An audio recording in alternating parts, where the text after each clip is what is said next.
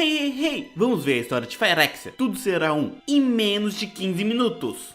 A história começa com Kaito curtindo uma praia, ouvindo as ondas do mar baterem calmamente na costa. A areia quentinha tocando na sua pele. Se sentia em paz, mas ao fundo ouvia uma voz. Era sua amiga, a errante, que estava de biquíni fio dental. E ela estava... o chamando? Kaito, acorda! Então Kaito notou que o som de mar batendo era na realidade o som de metal chocando um contra o outro. A areia que o circulava era feita de pequenas fagulhas de metais e o céu era iluminado pelos 5 sóis de Mihodin, ou melhor, New Phyrexia. À frente deles havia Nahiri, lutando contra o monstro Phyrexiano. Ela o picotou em 1000 pedacinhos, enquanto o monstro Phyrexiano só conseguiu dar um pequeno arranhão na nuca dela. Nahiri ficou feliz de ver que o Kaito acordou. Explicou que a areia que se encontrava provocava ilusões de quem tocasse nela, mas por ela ser feita de metal, afetou muito pouco a Nahiri. E ela protegeu ele e a errante enquanto eles acordavam. Mas Kaito não entendia o que havia acontecido, por que estavam lá. Então a errante explicou que, quando todos estavam planeswalkando para a New Phyrexia, eles bateram em uma barreira colocada pela Elsinore, o que fez o grupo se separar e caírem por toda a parte do plano. Mas agora eles tinham que continuar com o plano, que era ir para a fortaleza de Urabrask, e esperavam que os outros Planeswalkers fizessem o mesmo. Mas Kaito estava preocupado com a Nahiri. Ela havia levado um corte na sua nuca, então avisou que os Phyrexians conseguem contaminar os outros no mínimo contato. Em contrapartida, Nahiri mostrou que foi só um arranhão de leve e que ela estava sangrando vermelho. Mas por precaução e evitar contaminação, Nahiri colocou uma bandagem em volta do seu pescoço. Então os três começaram sua jornada pelo deserto à sua frente, com a areia hipnótica aos seus pés. Então os três acham a estátua de um elfo, feita de pedra pura, presa a um Hydron de Zendikar. A estátua estava sendo atacada por pequenos Phyrexians, então Nahiri reconheceu a estátua. Ela, Kaito e a errante lutaram contra os Phyrexians, e assim a estátua começou a virar de carne e osso. Era Taivarkel, que tem o poder de absorver qualquer mineral e se tornar ele. Mas a jornada deles continua a mesma: achar uma maneira de entrar no território de Urabrask, para assim encontrar outros Planeswalkers.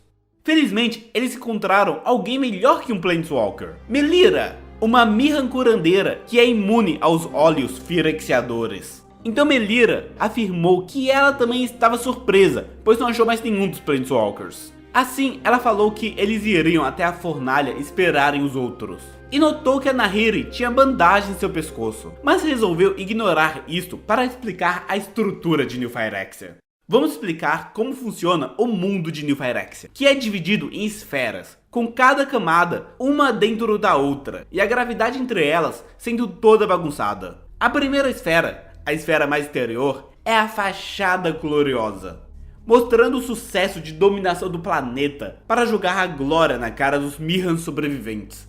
Abaixo dela há o Mirrex, que é o que restou de Mihodin original. Abaixo dele há a Fornalha Autônoma, o reino de Urabrask, onde ele deixa a maioria dos Mirrans sobreviverem por lá. Após isso, tem o Labirinto do Caçador, um labirinto de selva metálica construído por Vorinclex. Logo abaixo temos a Baía Cirúrgica, o laboratório pessoal de Jin-Gadaxias. Abaixo temos o Poço das Escórias, a arena de combate de Sheoldred. Agora, o último reino dos Praedors é a Casa de Elsinore, a Balista Esbelta, um reino feito de metal porcelânico, onde Elsinore e seus seguidores vivem. Após isso, temos os Jardins de Mystic, que é o antigo núcleo de Mihodin, só que corrompido pelos óleos Phyrexianos. Com isso, logo abaixo dele, tem o Helmbreaker e a sua semente dentro dele, sendo a árvore que Elsinore planeja usar para enviar tropas Phyrexianas pelo multiverso inteiro num piscar de olhos.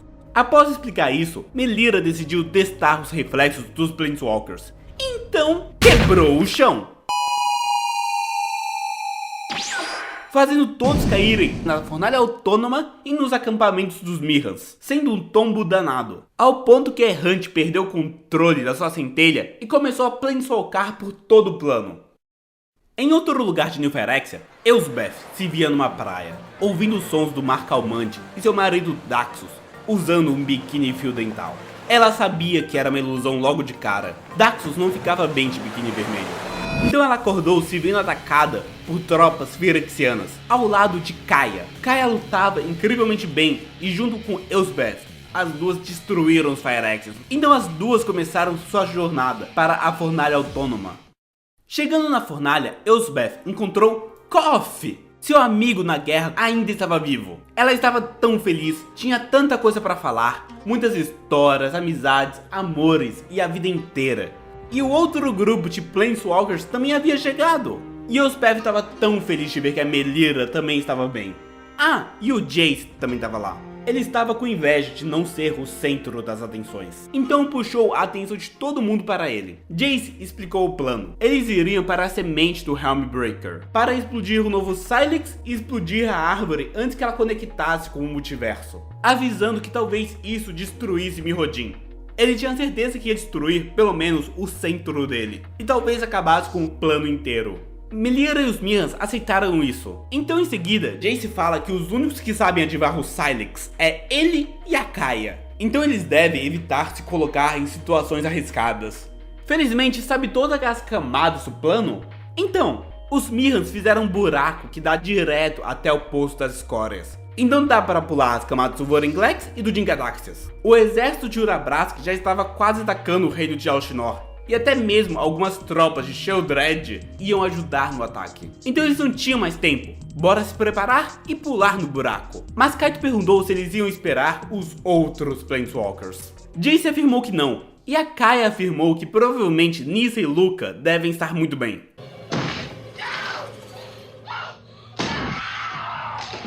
Here's Johnny. Então o Jace afirmou que ele estava preocupado com Tezzeret, pois ele traiu Alshinor vazando informações para ele. E ela provavelmente já descobriu esse fato.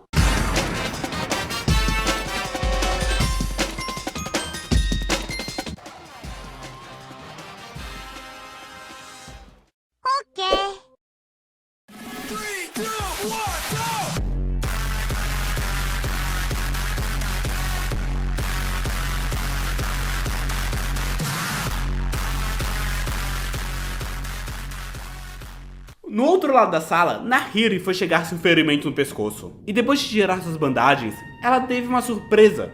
O machucado desapareceu. Em seu lugar, tinha algo pontudo e afiado saindo da sua coluna. Ela torcia para ser um osso, mas era frio como metal. Phyrexis. Num canto da sala, Melira viu o ferimento de Nahiri e explicou que ela estava contagiada com os olhos firexiadores. Mas ela podia curar, pois as únicas curas que eles têm é a Melira, que consegue curar estágios iniciais da firexiação ou usar o Halo. Mas essa substância de Nilcapena era algo que eles tinham muito pouco e não curava 100%. Entretanto, a cura tinha um preço. A Nahiri ia ter que ficar incapacitada por dias, não podendo participar da expedição. Então ambas concordaram em manter isso em segredo e, se conseguissem chegar a tempo, a Melira a curaria. Era só tudo um plano dar certo. Então, os Planeswalkers pularam no buraco que dá até o posto das escórias. E lá o plano era simples, pular em mais um buraco e ir para a esfera de Alshinor. Mas chegando no posto das escórias, o Jace ouviu uma voz na sua cabeça, uma comunicação telepática. Jace sentiu a voz de Vraska. Ela estava sofrendo e pedindo ajuda. Então Jace pediu para todos irem a uma arena firexiana, pois a Vraska precisava da ajuda deles. Mas Nahiri, Kaia e praticamente todo mundo notava que isso era uma ideia horrenda. Somente ele e Kaia sabiam usar o Sylex, e o Jace estava com o Sylex. Querendo ou não, eles não podiam mudar sua rota principal e ir correndo até uma arena firexiana. Então Jace entendeu o argumento ressoar. Jace saiu correndo, ignorando a lógica dos argumentos, e correu em direção à arena, onde ele ouvia a voz de Vraska. E os outros o seguiram, pois ele estava com o Sylex e era impossível continuar o plano sem ele. Chegando lá, eles viram a Vraska sendo atacada por vários Phyrexians. E o grupinho do bem começou também a ser atacado por mais Phyrexians. Lá todo mundo se matava. Enquanto todos os Planeswalkers lutavam, o Jace passava diretamente entre os Phyrexians, até que ele alcançou a Vraska, muito ferida. E da boca dela, ele só ouviu: "Você não deveria ter vindo, Jace." Vraska falou que já estava contaminada e que por conta daquelas múltiplas feridas, ela já estava quase Firexiana e que ele tinha que correr para sair de lá. Mas Jace não queria. Vraska era o amor da sua vida. Depois de passarem por tantas coisas juntos, não poderia acabar assim. Ele não deixaria acabar assim. Então Vraska não se viu mais corrompida. Ela estava bem vestida, com o sol de Ravnica iluminando seu rosto e, à sua frente, seu querido Jace à sua espera. Uma última ilusão. Jace deu um último encontro entre Vraska e ele, andando pelas ruas de Ravnica, admirando a bela vista da cidade que eles chamavam de lar. Foi o encontro perfeito, algo que eles normalmente não tinham muito tempo para fazer. Mas naquele segundo, eles tinham todo o tempo do mundo. Isso foi ótimo, Jace, mas...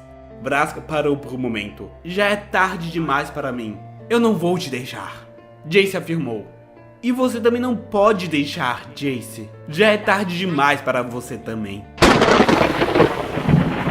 Pela glória de Phyrexia! Com sua nova cauda cheia de óleo firexiano, Vraska perfurou Jace ao meio.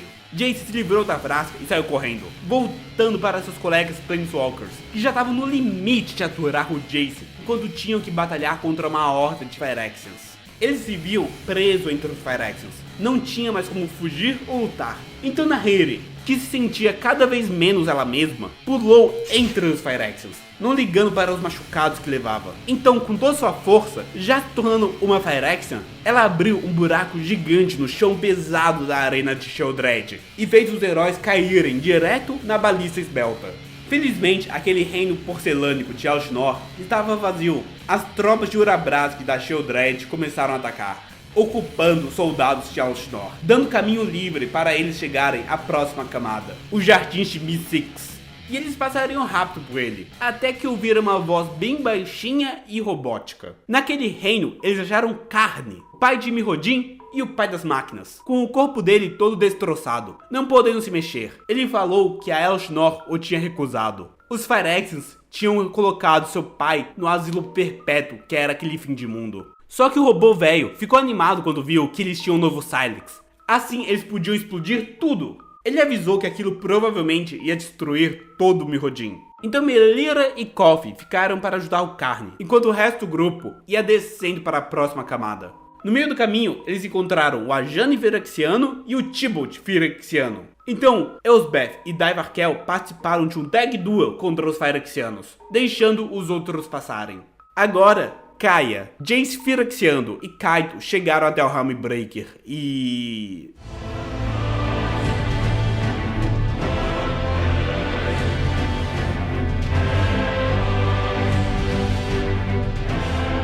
E ele já estava operando. Dava para ver aquela árvore perfurando o espaço eterno e chegando até outros planos. Lá tinha as tropas Phyrexianas já invadindo Zendikar, Alara e expandindo pelo resto do multiverso. Jace estava pronto para explodir o Sylex. Era hora de parar aquela árvore e, com a explosão do Sylex, morrer com ele e se juntar com sua amada Vraska.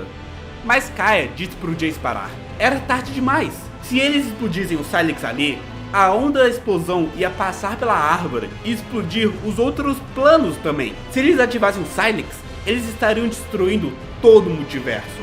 Para o Jace era uma troca justa. Mesmo se eles destruíssem algumas dúzias de planos, o resto do multiverso estaria salvo. Valia a pena. Mas Kaito também estava contra explodir o Sylex. Ele veio salvar Kamigawa, não destruí-la. Então Kaya e Kaito tentaram impedir ele. Mas era tarde demais. A ativação do Sylex já tinha começado. Após isso, entrando correndo na sala, Elsbeth viu o Helmbreaker. Ele já estava ativo e via Jace ativando o Sylex. Ela entendia a situação, então ela foi em direção a ele e roubou o Sylex de Jace. Estava quente, fervendo em sua mão. Ela sentia a explosão de universos inteiros em seu colo. Os outros Planeswalkers ficaram parados, observando aquilo. Elsbeth brilhava como o sol, gritando de dor como nunca tinham ouvido ela fazer antes. E, no próximo momento, ela desapareceu. Sem corpo, sem rastros, sem vestígio. Entretanto, o Helmbreaker ainda estava intacto. Nenhum dano foi causado a ele. Os Phyrexians ganharam. O Daivarkel tinha chego logo após a Elsbeth e viu tudo. Mas, infelizmente, logo atrás dele, também apareceu todos os Planeswalkers Phyrexiados. E, após eles, apareceu ela.